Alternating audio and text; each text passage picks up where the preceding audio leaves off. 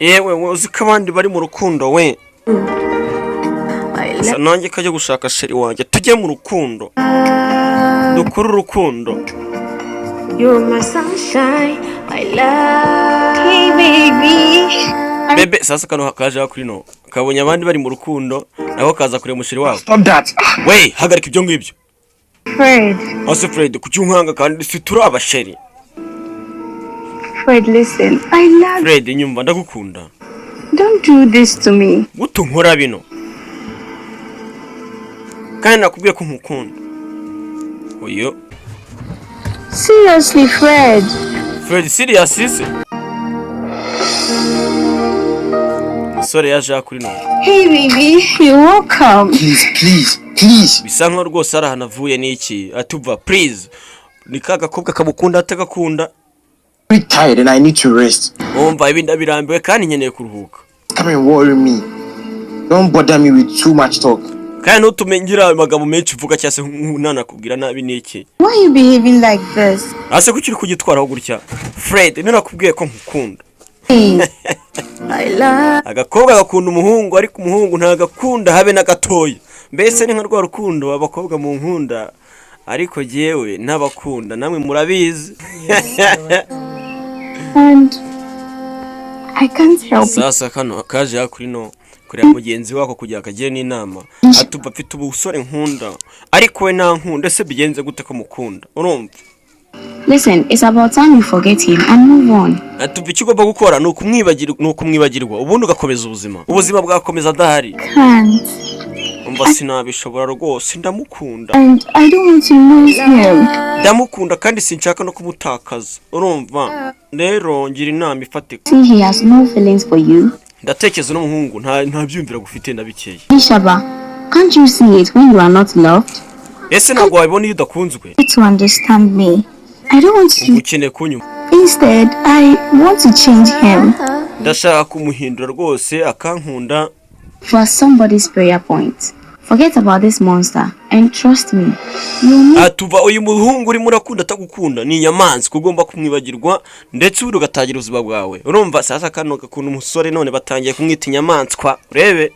Enough, Lovelet. Umvira birahagije. About my man. Reka ibyo kuvuga ku bwawe wanjye tubihagarike. That's womanizer. Katagiye kuvuga nabi kandi ariko kizanye ngo bakagira inama. Filime yiswe African Kids in Love cyangwa se abana b'Abanyafrika buryo bakundana. Sasa kaje kuri no ndashaka kanya kagatoya hari icyo nshaka tuvuganaho. I have to leave. Please. Umva wintesha umwanya hari nshaka kujya. Please, I have to go now, Kandi ngomba kugira akanya. Ibyo kuvugana tuzaba tuvugana nimbona umwanya ariko ni gute nkubwira ngo sinkukunda warayize ukansaba imyanya. Fred. Musore ameze nka JOYBE neza photocopy ariko ngiye murenzeho gakeya. Kuko nguya akundwa n'umwe kandi nge nkundwa na mwese. None se mbabeshye. Yaje akwino. Ati my heart is broken. Cyangwa se umutima wanjye uratengushywe. Yaje akwino aza kwipfuna ibimyira urumva.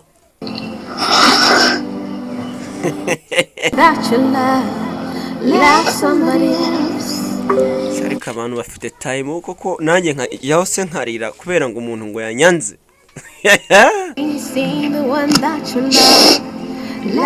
Akanyanga buretse tishakira undi musore aho yagiye yavuyeyo urumva azatambuka nyine nk'umuntu ukunzwe hakuze iyo ukunzwe ibyana bigenda byaragupfire nawe ubizi. Yaje yakurina urumva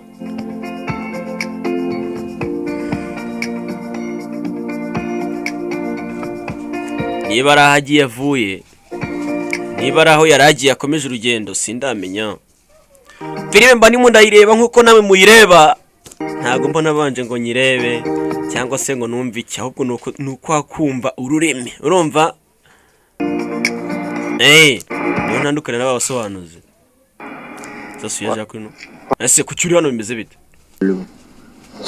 What's wrong with you? Ufite ikihe kibazo? Alijiba, can't you share your problem with me? Alijiba. Ase nagwa nsayize ibibazo byawe. To you. You stop crying. Don't you know you are annoying me? Ese warekera kurira ntabwo uzi ko ibyo bintu uri gukora imbabazo.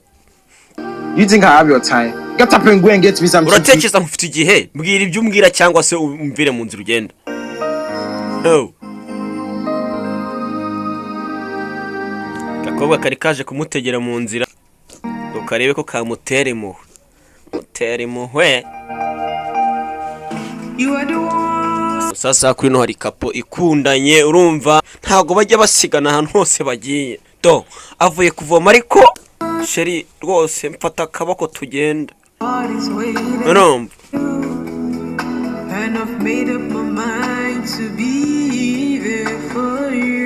no bari hakuri no barimo baratemberana ariko ntago bivuze ko bakundana.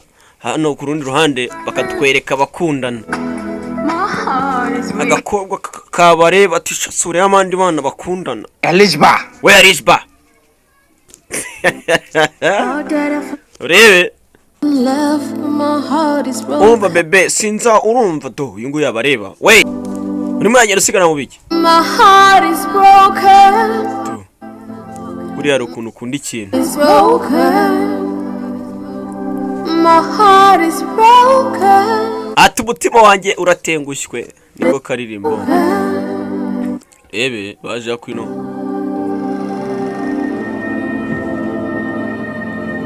Yeah, agafilime nkaka kageze kuri YouTube ya JOYBE Entertainment mugiye mu checking murebe niya mutakiye notification mugiye kuri channel mu isura kandi mwibagirwa no gukanda subscribe.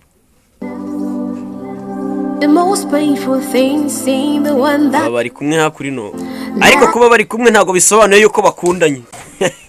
My heart is broken. Yeah. My heart is broken. Yeah, ati my heart is broken. Cyangwa se umutima wanjye uratengushywe. Sasa uyu ati Fred tugomba kuvugana. To talk. Tugende kuvuga. I need to talk to you. Nyene kukuvugisha. Why do you Nyene kukuvugisha. Ase Fred nukubera iki unyanga? Why didn't you even propose to me in the first place? I don't understand why you are treating me this way. Ati nukubera iki basi bwambe tugihura utigeze unantereta cyangwa se ukabona mfatana gutya mu busanzwe. That is wishing for. What have I really done? Don't I treat you well in this house? Wow. Mfata neza muri ino nzu. What are you talking about? Please. I even see nothing wrong with what you are doing, Fred. What are you talking about? Please, I beg, don't bother me with so much talk. What have I done? Have I wronged you? Never mind. Forget about it. You can say, right? So you don't even see Fred. What are you talking about? Nta nubwo wambona nk'umuntu akwera ubushere tuba ibintu uvuga ni ibiki? Done. Siwe nagukunda iki nagukorera? You? Nigeze nkufata nabi cyangwa se nkuhohotere niki? Forget about it. Tuba reka basi tubyibagirwe urumva byibagize umere nkaho tugeze nta n'ikintu nigeze nkubwira kubijyanye. Akobwa kabana n'umusore ariko kuba babana ntago bihagije akagira n'umusheri wiwe. Lovelet. My boyfriend hasn't changed. Ati boyfriend wanjye yarahindutse sasa bisa nkaho mbere bari bakundanye ariko muri no minsi akaba yaramwanze. Sinzi cyabihinduye nicyo naramenye. I have tried everything. Ati naragerageje buri kimwe. He's still harsh. Ariko ambwira nabi cyane. Elishaba, I've told you that guy is cheating on you. Atuva Elishaba narabikubwiye kera umusore arimo aragucitinga cyangwa arimo araguca inyuma. Hardly smiles with her. And that's exactly what Fred is doing to you.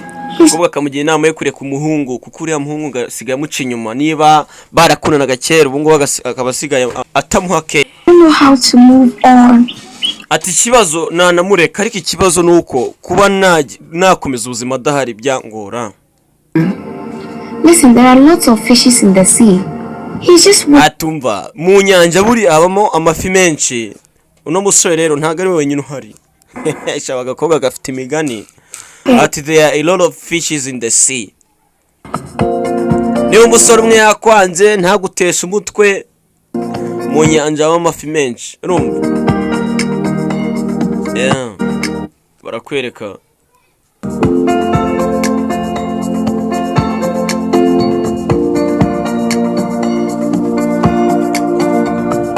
barabana n'umusore mu rugo rumwe, ariko ubusore yaramubwiye ati umva ntuzanankoreho, ntuzananyegere.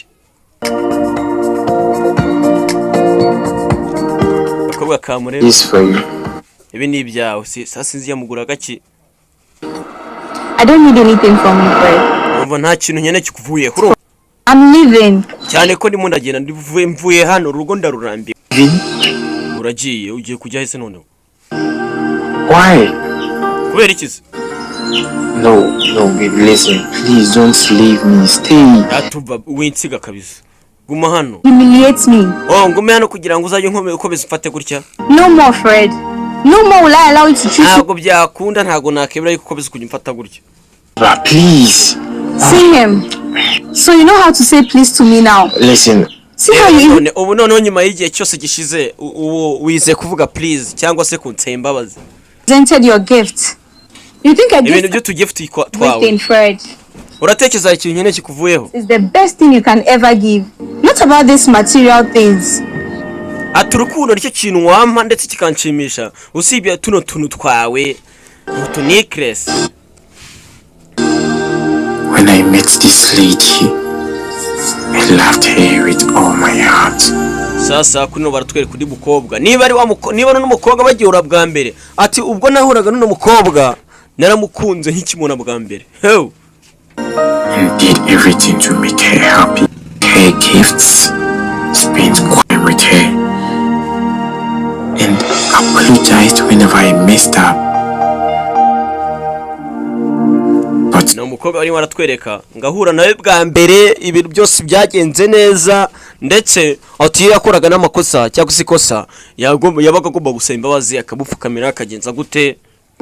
Sharing my deep feelings with her actually caused harm.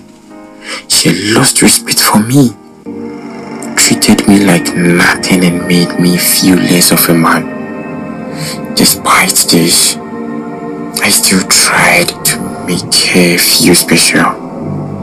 But the more I tried, the more she disrespected me. Atari kuno mukobwa nyuma y'igihe uko twageraga tubana niko ibintu byagendaga bihinduka. Ati ndetse uko nakomezaga kugenda ngerageza kugenda ndebe ko namugarura niko yagendaga ankora disrespect cyangwa se anyubahuka.